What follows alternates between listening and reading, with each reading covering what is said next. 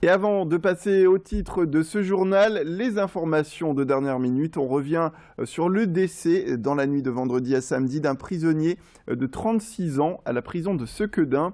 L'homme serait mort dans sa cellule. Son codétenu a alerté les surveillants, mais les secours n'ont rien pu faire.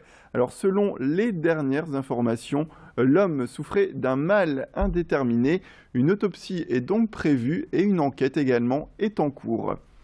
Et direction Calais aussi avec un grand mouvement qui s'organise avec le collectif de représentants du monde économique local. Les chefs d'entreprise et autres commerçants de la ville se rassembleront à Paris. Ce sera le 7 mars prochain afin de défendre le Calaisis. Aujourd'hui, ils réclament l'intervention du président de la République face à la pression migratoire. Et du sport également avec un match très important pour le Lille Métropole Basket. Ce sera ce soir à 20 h. Les Lillois se déplacent à Fos-sur-Mer dans le cadre de la 18e journée de Pro B. Les nordistes sont avant-derniers au classement et ils doivent absolument se reprendre s'ils souhaitent se maintenir en deuxième division. Un match qui sera toutefois difficile pour Lille car l'équipe de Fos-sur-Mer, on le rappelle, reste sur 4 victoires en 6 matchs avec l'une des meilleures défenses du pays. Et on passe au titre de ce journal avec, pour commencer, la visite hier à Roubaix d'Emmanuel Macron. Le ministre de l'économie a inauguré les nouveaux locaux appartenant à l'entreprise OVH, le fameux campus OVH qui est destiné à faire avancer l'entreprise d'hébergement de sites internet vers les objets connectés notamment, puisque ce nouveau campus devrait développer les secteurs de la recherche et du développement pour cette entreprise avec plus de 9000 mètres carrés pour ce nouveau campus.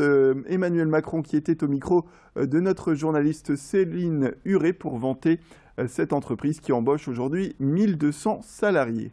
Ils ont réussi donc cette aventure formidablement importante et leur choix a été de la réussir en France. Et c'est ça que je suis venu saluer. On parle souvent des destructions d'emplois. Eh bien ici, nous sommes en train d'inaugurer, vous voyez, un premier bâtiment. Ce seront 200 emplois créés, c'est 200 emplois créés. Et la taille du groupe en France, ils ont 650 employés à Roubaix, elle va doubler ici à Roubaix. Et donc dans les prochaines années, ce sont 650 emplois qui seront créés. Et donc c'est cette réussite qui est importante. Et elle montre quoi? Elle montre que quand on est entrepreneur, on peut y arriver dans notre pays. Elle montre que quand on y arrive et qu'on décide de faire réussir le territoire d'où l'on vient, c'est encore plus formidable.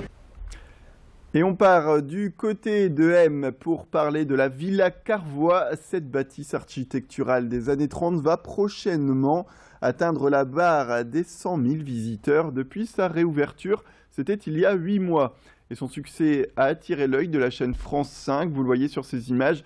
L'équipe du magazine télévisé La Maison France 5, qui est spécialisée dans les conseils décoration, est actuellement en tournage dans cette résidence. Un retour dans la région pour ce magazine qui s'est déjà intéressé au musée La Piscine à Roubaix et à la pâtisserie mère à Lille.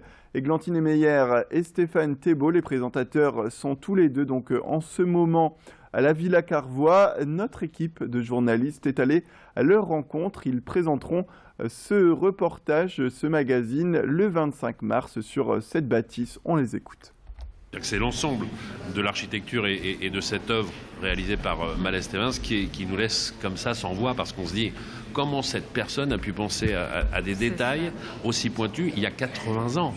C'est une maison qui a pratiquement un siècle et tout a été refait aujourd'hui à l'identique en conservant la philosophie et le travail qu'a effectué Malès Stevens. C'est juste magique, quoi. Voilà, quand on comprend, on nous explique un peu la maison, le moindre détail du jardin et de la maison ont été créés ensemble. S'il fallait que les choses se voient de la maison, le moindre détail des portes, des meubles, des chambres, enfin tout a été pensé parce qu'il y avait une raison, une fonction précise et il fallait que ce soit fluide et que ça fonctionne bien.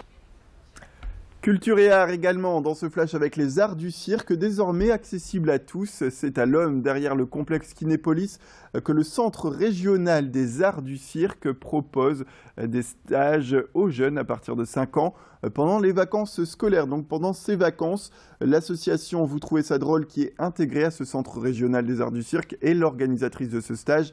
Elle regroupe 600 adhérents aujourd'hui. De quoi susciter des vocations aujourd'hui. Je vous propose de voir en détail ce que peut révéler ce stage avec une interview d'un des responsables.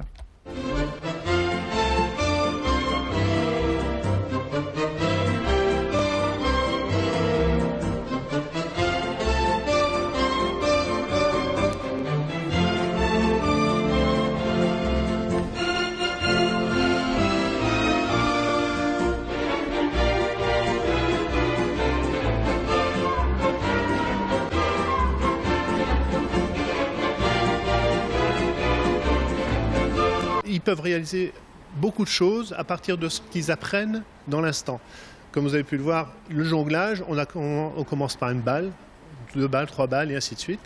On peut faire de l'équilibre, on peut faire du trapèze, on peut faire du monocycle, ça c'est très prisé aussi. Bon, le temps dans le nord ne permet pas toujours de faire à l'extérieur, donc la salle est adaptée pour ça. On peut faire aussi de la roue cire, c'est une grande roue, mais ça, il y a très peu qui le demandent, bon, il faut être assez costaud. Et on peut faire aussi des équilibres, des portées, des pyramides, du jeu de foulard, jeu de cerceau. C'est la fin de cette édition. Merci à toutes et à tous de nous avoir suivis. Tout de suite, la météo et l'infotrafic.